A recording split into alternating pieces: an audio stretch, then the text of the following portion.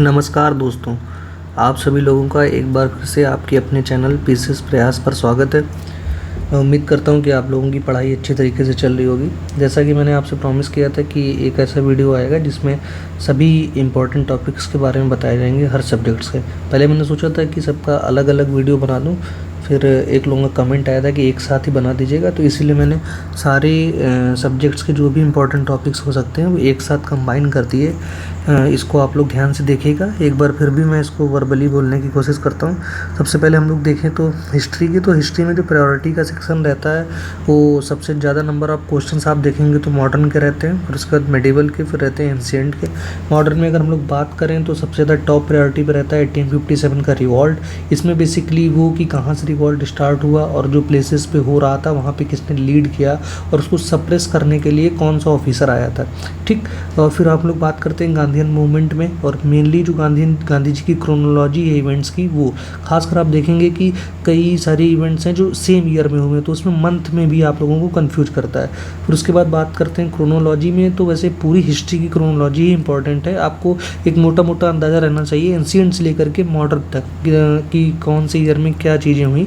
इसके लिए आप ये भी कर सकते हैं कि लाइन से सारे ईयर्स लिख लीजिए, उसमें जो भी इंपॉर्टेंट इवेंट्स हुए हैं उनको आप एक बार लिख लीजिए, फिर बार बार उसको समराइज याद करते रहेंगे तो आपको याद हो जाएगा। अगर सबसे ज़्यादा इंपॉर्टेंट बात करें क्रोनोलॉजी में, तो मेरे हिसाब से सबसे ज़्यादा जो इंपॉर्टेंट रहता था सीक्वेंस जो होता है गवर्नर जनरल का, क्योंकि जब एक बार आप गवर्नर जनरल का सीक्वेंस याद कर लेंगे तो कई सारे ऐसे क्वेश्चंस आते हैं जो पूछा जाता है कि किसके समय में ये स्कीम चालू हुई है या एक्ट आया, तो वो एक्ट का ईयर तो हम लोगों को याद रहता है, लेकिन क्रोनोलॉजी ना याद हो पाने के कारण वो सवाल जो है हमारा गलत हो जाता है। तो ऐसे जो लो हैंगिंग फ्रूट्स हैं उनको आपको बिल्कुल नहीं गलत करना है, वरना आप कॉम्पिटिशन में ऑलरेडी पीछे हो जाएंगे। फिर फेमस बुक्स हैं और जो उनके ऑथर्स हैं, फिर इंडियन नेशनल कांग्रेस और जो भी उससे पहले की जो संस्थान थी या ड्यूरिंग फ्रीडम मूवमेंट जो संस्थाएं बनी इंपॉर्टेंट, उनके बारे में हम लोगों को देखना है। सोशियो कल्चरल रिफॉर्म में हम लोगों को जो रिलीजियस इंस्टीट्यूशंस भी बनी थी उनके बारे में भी देखना है। लास्ट में आपका रिवॉल्यूशनरी मूवमेंट भी है। फिर उसके बाद हम लोग बात करते हैं मेडिवल की, तो मेडिवल में तो ऐसे देखा जाए तो बहुत सारा है पढ़ने को, लेकिन आपको जो बेसिकली लास्ट टाइम पे फोकस करना चाहिए वो आपको बार बार दिल्ली सल्तनत और मुगल पीरियड को रिवाइज करना चाहिए। इससे आपको कई सारे क्वेश्चन देखने को मिलेंगे। और इसमें एक इंपॉर्टेंट बात ये है कि इसमें ऐसा तो अब नहीं, क्योंकि पेपर की डिफ़िकल्टी लेवल भी बढ़ रही है, तो अब क्या होता है कि कोई जो टर्म्स होते हैं कि मतलब मुगल में कोई शब्द है उसके बारे में उसको किस चीज़ के लिए यूज किया गया है, ठीक है। तो ऐसे जो टर्मिनोलॉजी से रिलेटेड क्वेश्चंस होते हैं वो हिस्ट्री में खासकर एंशिएंट और मेडिवल से ज़्यादा आते हैं। टर्मिनोलॉजी से रिलेटेड इनफैक्ट ऑफ रूलर्स ने क्या किया वो तो आते ही हैं, लेकिन जो वेटेज बढ़ रहा है, अब वर्ड्स का जो वेटेज है वो ज़्यादा बढ़ रहा है। मैं अभी एक जो अभी शूटर सीरीज अपनी अनाउंस की है उसमें ऐसे ही टॉपिक्स आएंगे जो मतलब बार बार पूछे जाते हैं लेकिन हम लोगों को याद नहीं हो पाते, तो वो सीरीज़ में वैसे ही टॉपिक्स अपलोड किए जाएंगे। तो आप लोगों को अगर वो भी देखने हैं तो उसके लिए आप चैनल को सब्सक्राइब करिए और अधिक से अधिक मात्रा में लोगों को बताइए कि ऐसा एक प्रोग्राम स्टार्ट होने जा रहा है, जिससे आपके डेफिनेटली मार्क्स जो हैं एग्जाम में वो इम्प्रूव ही करेंगे। आगे हम लोग देखें तो एंशिएंट हिस्ट्री में जो इंपॉर्टेंट टॉपिक है, सबसे पहला टॉपिक है आपका हड़प्पा सिविलाइजेशन का, फिर वैदिक की, फिर गुप्ता पीरियड, फिर मौर्य पीरियड, और जो साउथ इंडियन किंगडम्स में बनते हैं और जो बेसिकली चोल हो गया, चेरा हो गया, पांड्या हो गया, ये सारे जो हैं इनके जो इंपॉर्टेंट इवेंट्स हैं ये आपको एक बार देख लेना है, फिर उसको बार बार रिवाइज करना है। ऐसे तो हिस्ट्री आप देखेंगे तो बहुत ही बड़ा सब्जेक्ट है, लेकिन अब ये टॉपिक्स इसलिए लिखे गए हैं क्योंकि आप अगर बार बार इन टॉपिक्स को रिवाइज करेंगे तो इनसे जो क्वेश्चंस आएंगे वो आपके नहीं गलत होंगे, और इन टॉपिक्स से ज़्यादा क्वेश्चंस आने की संभावना रहती है। तो जब आपके ये सवाल नहीं गलत होंगे तो आप ऑलरेडी कहीं ना कहीं जोड़ से सारे सब्जेक्ट्स को मिला करके कट ऑफ को आप कवर कर सकेंगे। लेकिन अगर आपके ये टॉपिक्स आप मान लीजिए पूरी हिस्ट्री पढ़ते हैं, बार बार पूरी हिस्ट्री रिवाइज करते हैं, तो आपको नहीं सारी चीज़ें रिटेन कर पाएंगे। तो जब आप कम चीज़ को बार बार पढ़ेंगे तो उसमें रिटेन करने की जो संभावना है, जो प्रोबेबिलिटी है, वो ज़्यादा रहेगी। अब हम लोग बात करते हैं पॉलिटी की। पॉलिटी बहुत ही इंपॉर्टेंट सेक्शन है। वैसे तो हम लोग बात करें तो पॉलिटी का सिंपल है कि पॉलिटी के अगर आपने यूपीपीसीएस में पीवाईक्यू अच्छे से किए हुए हैं तो आपको कुछ करने की ज़रूरत नहीं है। अगर आपने एक बार किसी रेफरेंस बुक से पॉलिटी को पढ़ लिया है, आपके कॉन्सेप्ट्स क्लियर हैं, तो आप बार बार सिर्फ पॉलिटी के पीवाईक्यू को भी अगर रिवाइज करेंगे तो पॉलिटी के वो सारे क्वेश्चंस, मान लीजिए जितने भी आते हैं, एक दो क्वेश्चंस को छोड़ करके आप टैकल कर ले जाएंगे सारे क्वेश्चंस को ईजिली। फिर भी अगर देखें तो इंपॉर्टेंट टॉपिक्स में तो कुछ इंपॉर्टेंट जो आर्टिकल्स होते हैं मोस्टली सब लोग उसके अवेयर हुए होते हैं, फिर भी जो शूटर सीरीज में आर्टिकल्स और इंपॉर्टेंट अमेंडमेंट वो सब चीज़ें आएंगी। दूसरे नंबर पर आपको सारे पार्ट्स याद करने, सारे शेड्यूल याद करने, पंचायती राज को जरूर देख के जाना है, फंडामेंटल राइट पढ़ना है, डीपीएसपी पढ़ना है, फंडामेंटल ड्यूटीज पढ़ना है, और जो इंपॉर्टेंट बॉडीज होती हैं कॉन्स्टिट्यूशनल और नॉन कॉन्स्टिट्यूशनल बॉडीज। और जब आपको याद रखना है कि जब आपको पार्लियामेंट और स्टेट लेजिस्लेचर पढ़ें तो एक आप चार्ट बना लें, एक तरफ आप पार्लियामेंट के लिखें, सेम चीज़ जो आपको स्टेट में देखने को मिलती है, जब उसको आप कंपेयर करके पढ़ेंगे तो आप उसको ईजिली याद कर पाएंगे। फिर उसी तरीके से हमको जुडिशरी में भी करना है, एक तरफ सुप्रीम कोर्ट का देखना है, सेम साइड हम लोगों को हाई कोर्ट भी देखते चलना है। ये तो बात हो गई पॉलिटी की। अब लोग बात करते हैं ज्योग्राफी की। ज्योग्राफी को हम लोग इंडियन और वर्ल्ड में डिवाइड करते हैं। तो इंडियन में क्या होता है, देखो बेसिकली क्या होता है, जो कॉन्सेप्चुअल पार्ट रहता है क्वेश्चंस का ज्योग्राफी में, वो बहुत ही कम पूछा जाता है यूपीपीसीएस में। उसमें बेसिकली जो रूट लर्निंग वाले टॉपिक्स होते हैं, कैसे कौन सी रिवर, उसका कहाँ ओरिजिन है, कहाँ पर जाकर के मिलती है, ये सारे क्वेश्चन ज़्यादा रहते हैं। तो रिवर्स देखना है, ट्राइब्स देखना है, लेक्स देखना है, माउंटेन पीक्स देखनी है, मानसून का टॉपिक हम लोग को अच्छे से पढ़ना है, वाटरफॉल देखने हैं, ठीक है, जो इंडस्ट्रीज हैं उनकी क्या लोकेशंस हैं, और कुछ इंस्टीट्यूशंस हैं वो उनका हेडक्वार्टर कहाँ पे, ये सारी चीज़ें हम लोग को इंडियन ज्योग्राफी में देखी। वर्ल्ड ज्योग्राफी में कुछ चीज़ें होती हैं जो रिपीटिव होती हैं, जैसे हर साल आपको देखने को मिल जाता होगा कि इक्वेटर्स किन किन देशों से होकर के गुजरता है, ट्रॉपिक ऑफ कैंसर किन देशों से होकर के गुजरता है, tropic of Capricorn, prime meridian. तो ये कुछ ऐसी चीज़ें हैं जो आपको मतलब याद ही होनी चाहिए, और ये चीज़ें आप हमेशा भूलेंगे। इसीलिए जब आपके लिमिटेड टॉपिक्स होंगे और जब आप उनको बार बार सिर्फ उन्हीं को रिवाइज करेंगे तो जो आपके क्वेश्चंस के सही होने की प्रोबेबिलिटी है वो बढ़ जाएगी।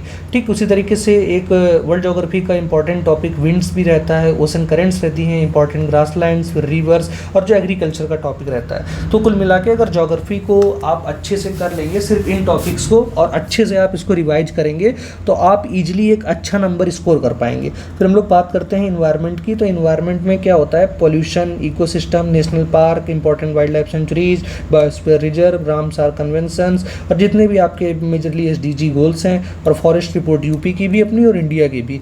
और कुछ सब्जेक्ट्स ऐसे होते हैं जिसमें पीवाईक्यू का ही वेटेज रहता है। अगर आपने एक एक पीवाईक्यू अच्छे से याद कर लिया है तो आपके क्वेश्चंस के गलत होने की प्रोबेबिलिटी बल्कि 0 ही हो जाती है।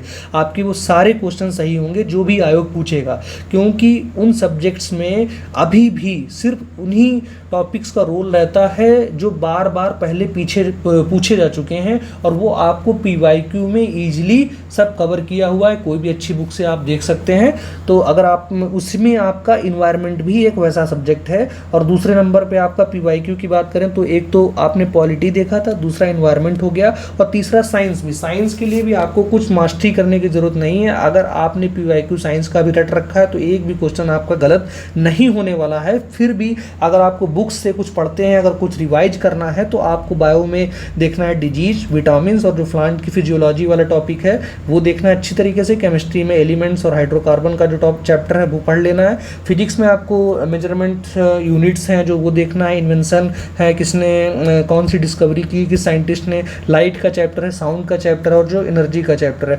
मैं दोस्तों फिर कहूँगा कि कुछ सब्जेक्ट्स ऐसे होते हैं जिनमें कुछ नहीं कुछ तो सिर्फ पीवाईक्यू का ही सबसे ज़्यादा रोल रहता है, और उसमें जो सबसे ज़्यादा अगर आपको किसी के क्वेश्चन रिपीट होते हुए दिखेंगे अपने यूपीपीसीएस आयोग में तो वो और कोई नहीं, आपका ये साइंस सब्जेक्ट ही रहने वाला है। फिर उसके बाद बात करें इकोनॉमी की तो आप लोग जानते हैं कि इकोनॉमी का जो स्टैटिक पोर्शन होता है उसके बहुत ही कम क्वेश्चंस मेरे दोस्तों पूछे जाते हैं। इसमें हमेशा करंट का जो वेटेज रहता है वो ज़्यादा रहता है। तो इकोनॉमी में मेजरली आपको बजट और इकोनॉमिक सर्वे कवर ही करना है। 5 ईयर प्लान जो थे उनके क्या बेसिक फीचर्स थे उसको कवर करना है।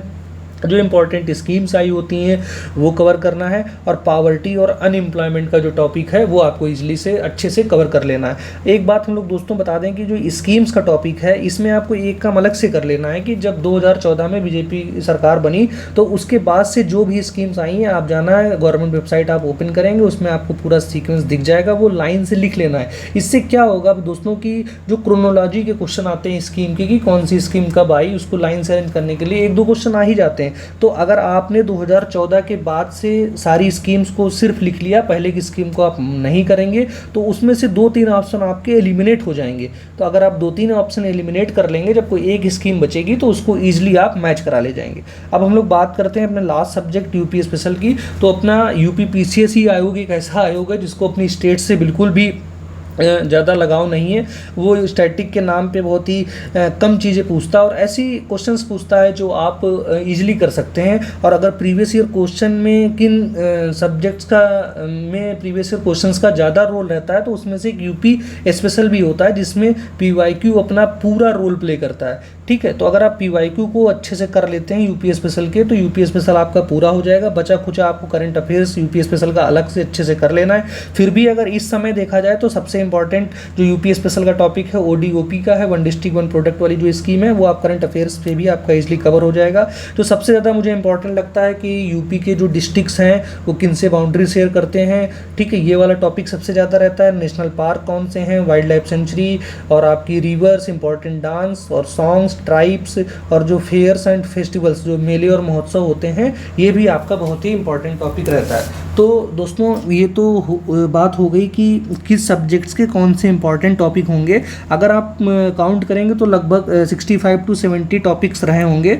अगर आप इनको भी कवर कर लेते हैं तो ईजिली आपको 100 से ज़्यादा क्वेश्चन आप इजीली कर पाएंगे। बाकी करंट अफेयर्स का पूरा एक अलग सा वीडियो आएगा कि करंट अफेयर्स ये नहीं कि सब पढ़ने लगना, उसमें भी वेटेज होता है कि करंट अफेयर्स में भी आपको देखना होगा। अगर आपने एनालाइज किया है तो उसमें सबसे ज़्यादा नेशनल इवेंट्स की इंपॉर्टेंस रखते हैं, फिर उसके बाद इंटरनेशनल इवेंट्स इंपॉर्टेंस रखते हैं। तो उसकी एक प्रॉपर क्रोनोलॉजी बना करके मैं उसका भी वीडियो कल या परसों में उसको अपलोड कर दूंगा। और आप अधिक से अधिक लोगों को चैनल को शेयर करें। जो शूटर सीरीज के बारे में मैंने आज दोपहर में अनाउंस किया था, उसके वीडियोज कल से आना स्टार्ट हो जाएंगे। आपको एक बार फिर से बता दूं कि उस सीरीज में जो भी टॉपिक्स अपलोड होने वाले हैं उनको आप लोगों को बहुत ध्यान से करना है।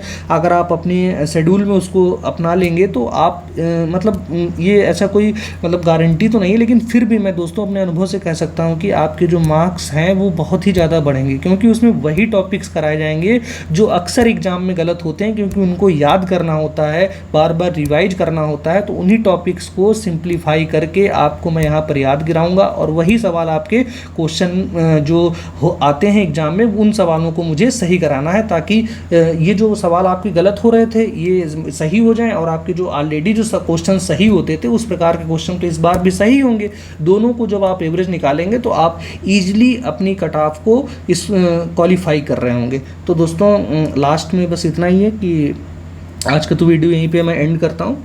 बाकी आगे की वीडियोस देखने के लिए चैनल को सब्सक्राइब कर लीजिए और आप लोगों का कोई भी सजेशन है तो उसको कमेंट बॉक्स में लिखिए। कोई भी क्वेरी है तो आप उसको भी कमेंट बॉक्स में लिखिए, मैं उसमें ज़रूर रिप्लाई करने की कोशिश करूँगा। आप या मुझे डायरेक्टली मेल भी कर सकते हैं, मेल मैंने अपनी डिस्क्रिप्शन बॉक्स में लिख दी है, आप वहाँ पर भी मुझे डायरेक्टली मेल करिए, मैं वहाँ पर भी आपको रिप्लाई करने की कोशिश करूँगा। धन्यवाद दोस्तों।